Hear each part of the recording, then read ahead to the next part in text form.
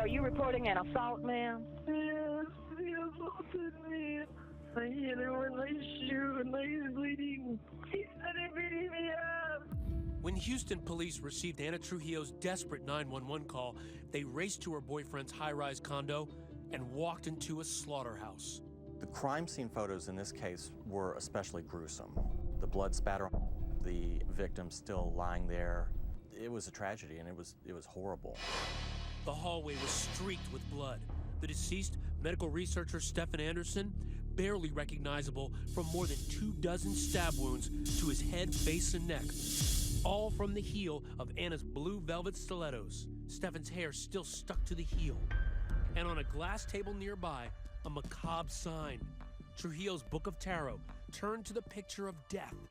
Instantly, the police officer was suspicious. He just yelled at me and took his gun out and he told me to get down on the ground. I thought they were there to help us. The million of officers showed up and where was the ambulance? Ana tells police Andersson had attacked her, that she killed him in self-defense. She was drenched in blood. Police bring her in for questioning, and Ana gives a rambling, disjointed statement that includes little about the actual killing. It's a meandering sort of my life up till now 3-hour tape in which she talks about what actually happened the night of, very briefly. The cops have heard enough. They put her under arrest. You said you were such a fool. Why? They're blaming me. They're telling me that I killed him. I am not a murderer. She's booked, post bail, and is put under house arrest. But as the countdown to trial begins, Houston was riveted. The murder weapon is a 5.5-inch heel. Stabbing her boyfriend to death with and it was a bloody scene. Each day, new allegations surfaced about the violence in her past. Brian Goodney, a former friend, remembers a startling attack. Walk her to the door, turn around to open the door, and get hit on the back of the head with a candlestick. That was the last thing you remembered. She knocked me out. And remember the Lawndale Hotel where her friend Jim Carroll once lived? He told the most jaw-dropping tale of all. She told me that if anybody ever messed with her, she pulled her shoe off. She says, "I'll get them with this." And it was a big stiletto heel. The trial begins in a burst of lights, camera, and bravado. Feeling confident? Do I look like I'm scared? From the beginning, prosecutors pull no punches, focusing the jury on that killer heel, really the star witness in this case. Over and over, they demonstrate the brutality of the crime.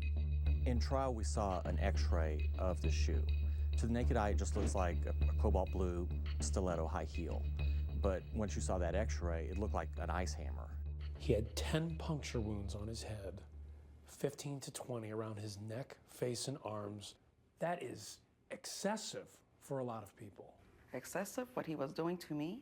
He was enraged. He hit me on the head with my own shoe. Even though his case is far from a slam dunk, Anna's attorney, Jack Carroll, still seemed confident. Was Ana justified in her actions that night? What the evidence is. Whether she hit him once, hit him 25 times or 100 times, if she felt her life was in danger, the jury can't convict. To prove the case, Carroll had to convince the jury that Andersson flew into a violent rage at his apartment. These photos, taken 48 hours after the murder, show bruises, but it wasn't clear when she got them. The defense wanted to portray her as a victim and as someone who only did this because she had to. Remember that surveillance video from the apartment? The last images of Andersson alive? He seems calm and collected, but his blood alcohol is almost twice the legal limit. I think we've all seen people that drink a lot and, act one way in public and they go home and they act a different way. And I was alone in Stefan Andersson's apartment and he went off the deep end. Did the mild-mannered professor attack his girlfriend in a drunken, jealous rage? She talked about being smothered at one point and then he was grabbing her. That's when she started hitting him with the shoe. But it's the murder weapon itself, that $29 stiletto shoe, that could come to Anna's rescue. It's not a gun. It's not a knife. It's not the typical thing someone would use to kill someone. So that could help the defense in saying she just grabbed whatever she could.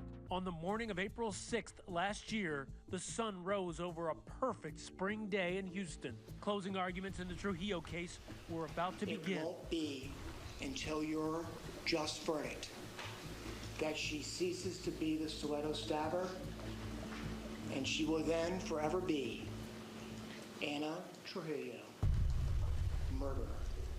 But the defense argued that she was fighting for her life. As long as she reasonably fears the threat of serious bodily injury or death, she's justified. After less than 2 hours of deliberation, the verdict was swift and unequivocal. We, the jury, find the defendant, Ana Trujillo, guilty of murder as charged in the indictment. She is now a convicted murderer, sentenced to life in prison. And though that shoe may fit, she still refuses to wear it. We all have opinions of what we would or wouldn't do, or why, or how. But when you find yourself in a situation, you don't know either, because it's that situation. You don't know what you're gonna do when that happens. You think you do, but you don't. In spite of all of that, you loved him. I love him, and I'm mourning, and I'm in sad, and I'm in pain, and I have no closure. And it's not my fault.